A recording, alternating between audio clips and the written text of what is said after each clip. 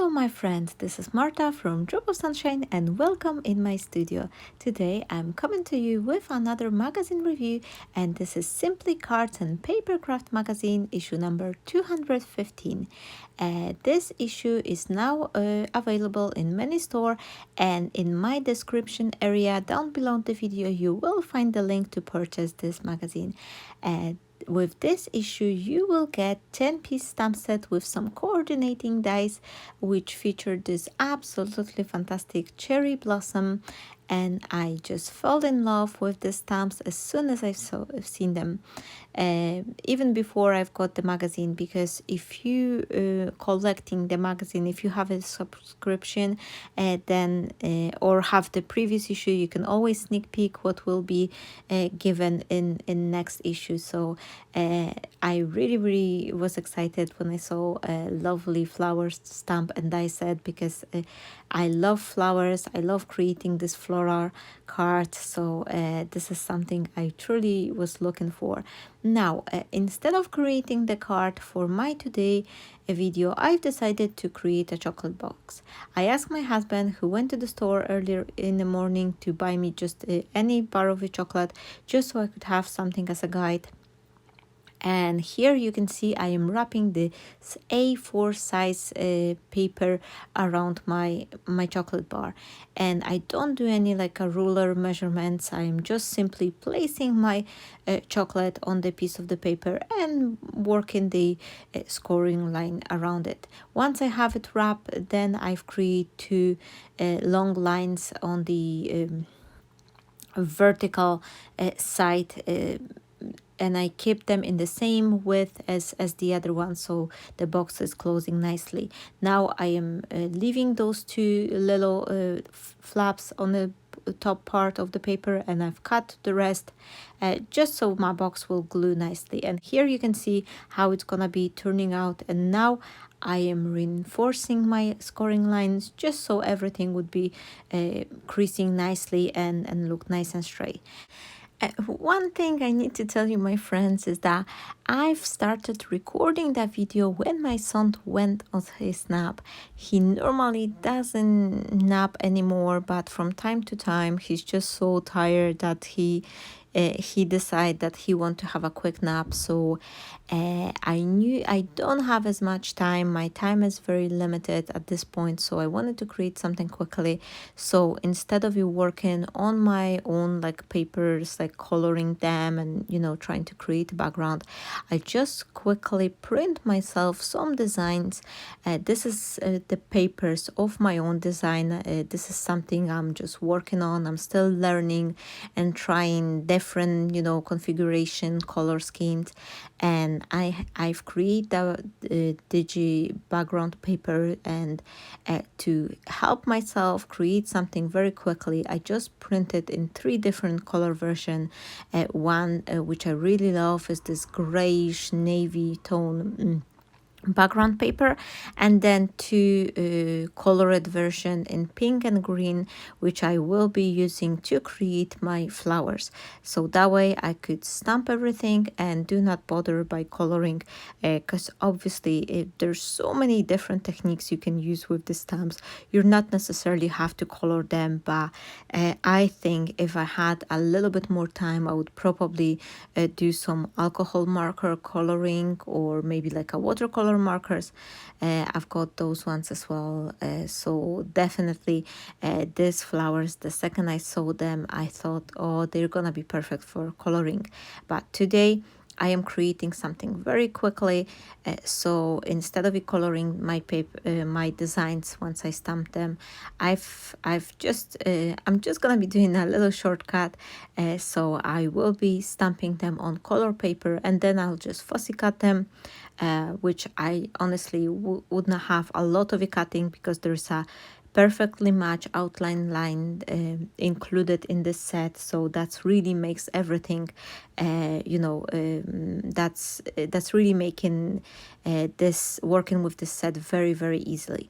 Now I am adding some glue I'm mixing between the double-sided tape and liquid glue, just a little bit here and there. And as you could notice, I also distress slightly, just a little bit, the edges of my paper, just so I have this additional interest to the paper, and also to cover up all the imperfections. So this is the technique I really like to do it. And here you can see how quickly I've just dressed up the sides. I think for the chocolate box, if you put this little narrow strips on the sides of the box, I think it makes it look much prettier and much more finish effect. And here I forgot to add the ribbon. And the ribbon is a little bit creased, but I don't mind at this point, because later on I can always take my mini hair straightener. For those of you who watch my channel, you definitely see me using that more than once. I have this teeny tiny holiday travel hair straightener, which is very easy to use, and I actually use it for ironing my ribbons. So right now I don't have to anymore worry that my ribbons will get crease in the drawer, which I did before. But now anything which is uneven, I just quickly plug my hair straightener, and a few seconds later I have perfectly ironed ribbon for any occasion. And here I am adding a little bit glue, and trying to stick my flaps, and then I use my scoring bone just to force it a little bit. And here I have this flap. At first I thought I maybe just cut it out, but then I've decided to fold it and create a little pocket, and that will be the perfect place to actually hide like a gift card or additional note with wishes, something, hidden pocket. So whenever you would like to give someone, like, let's say, a gift card and a card, you can also give them a little, like, a chocolatey sweet treat, just to make a present even more sweeter and something nice. Here we can see how my chocolate box presents itself, and now it's time to work on the main focal point, which will be this lovely stamp, which I will first stamp using this Versamark ink and golden embossing powder from Wow. And once I will have my images ready, I will use the matching dies to cut everything, and then I will attach them together. I will use the green one as the base, and then I will cut the pink flower and just attach them on the top of those little cherry branches. And I think that way I will have this lovely dimension, plus finishing all together will take absolutely no time, because I'm just simply stamping, embossing, and I'm ready to cut, and I don't have to worry about the coloring because I did it on a color paper. So this is a quick tip if you don't have much time. I think this is a quicker solution than coloring the images. However, to be honest, these images are quite small, so they're also gonna be perfect for someone who's just learning coloring. And even if you do the coloring like with alcohol markers or pencils, that shouldn't really take as much time. Because the images are not as big, so that's perfect for just making a little bit blending, a few couple like a darker shades, and you're ready to go.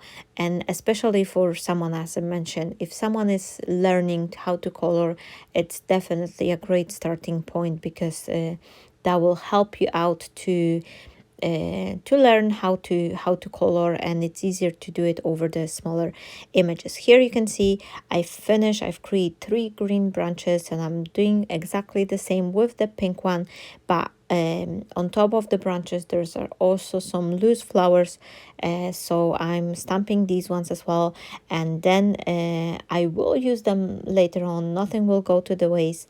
So if you're stamping and embossing your images, and like you need a 3, I always recommend you to do 1 or 2 extra, because then you will have some ready elements to glue inside of your card, and maybe on the back side, just something to to match up the theme with the rest, and that way you have this perfectly finished card inside and outside. So it's really worth to do it, rather than you put all your goodies, all your stamping blocks and embossing powders, you already put it away, and then you just think like, oh, maybe I could need that one flower to actually finish the inside part, so to make it match it up and more finished look on the inside card as well. So this is something I really recommend you. It's not gonna be taking you more time. And then actually, what I do, if I have the one or two loose flowers, I keep this back with extra die cut elements from various occasions. I just anything I have loose flower, I'm just adding to this bag, and from time to time I am trying to pull this back and create something out of it. And I must to tell you, my friends, that it's very worth doing it, rather than tossing away that one flower. Just keep it in one box, and from time to time you will be able to gather all your elements, just take them back on the desk and create an additional card out of it. I have a video where I'm creating something like that. I will maybe just link it over here so you could see it for yourself. Now, I also decided, because there is not as much difference between this blue and green color tone paper, I've decided to shadow my flower branches with the white paper. I'm doing that to give them additional distinction, like so they will be much more visible on this grayish bluish background, and also that will give them additional dimension as well. And here I am chopping those pinkish color flowers, and I will attach them on the top of the green branch. And I must tell you, my friends, I really enjoy this idea. It's very quick and easy way to do something, effortless.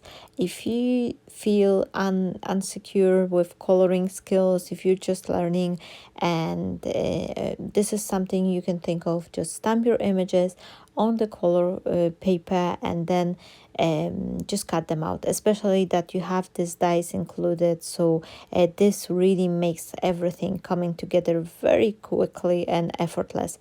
And here you can see I am struggling a little bit with my with my glue ball.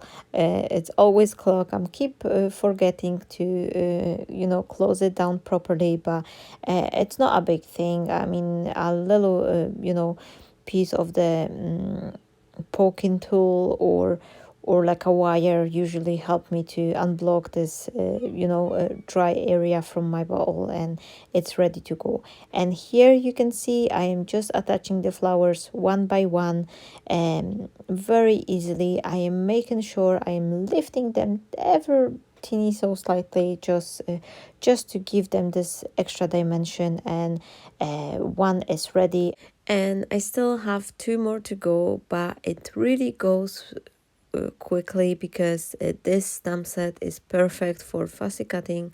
Especially it also has those loose flowers which you can die cut and have them ready to go. One thing I am recommending you to do in this technique, well, it actually depends. Some people like to glue them flat, like one on top of another. I like to slightly raise mine because it gives them dimension, and I feel they more realistically looking once they raise up a little bit. And speaking about the Simply Cards and Papercraft, I really want to take a second to tell you, to all of you, my friends, that I'm so grateful for all your lovely comments and messages. And for those of you who doesn't know, I've been featured in the last issue of the Simply Cards and Papercraft, which was issue number 214, and they had my inspiration with the Mother's Day card. And I am truly blessed and thankful for this opportunity. It was my little dream, and another of my dreams has come true, and it's all thanks to you, my friends, because your support, your encouragement, thanks to you always like supporting me on the craft world. I've become a crafter of the month at some point, and this is the result. I was able to create this inspiration for the magazine. So I am thanking you so much, my friends, for all your lovely support. And I was thinking about it not long ago that we're living, despite everything which is happening around us, we actually living in the best time ever. If you have the access to the internet, you have the whole world in the reach of your hand. You can get connected with everyone from everywhere.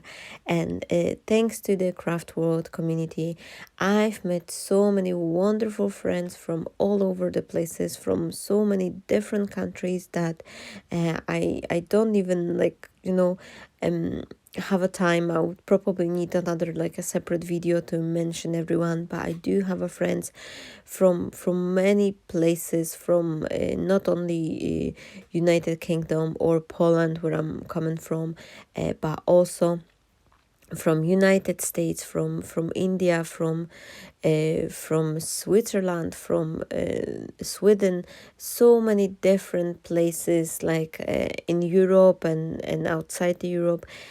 That I am so grateful because to be honest, it's one thing is to have like a friends in your real life, and they are fabulous, but obviously they're not always like I'm at least when I'm living in a small town, there is basically no one beside me who is doing the card making like me. I know there's a few ladies, like there's one lady who is retired art teacher. She was doing some like art classes, and there is a few girls who like to do a card like from time to time, very occasionally, but there is no one who's like living close who would be doing this card making on everyday like basis as I am doing. So having my online internet friends is something amazing that I can share my passion and my love with you.